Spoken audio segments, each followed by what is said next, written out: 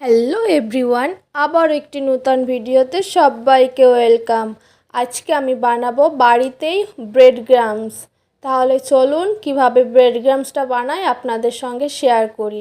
প্রথমে আমি বাজার থেকে স্লাইস রুটি কিনেছিলাম। রুটির 4-5টা কেটে নিয়েছিলাম ব্রাউন কালারটা।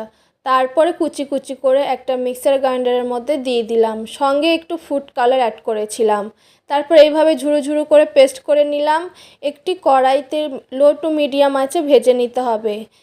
প্রথমে কড়াইয়ের গায়ে একটু লেগে যাবে, তারপর হালকা হালকা করে নাড়তে নাড়তে কিছুক্ষণ পরে এরকম পারফেক্টলি ব্রেড গ্রাম বাড়িতেই হয়ে যাবে।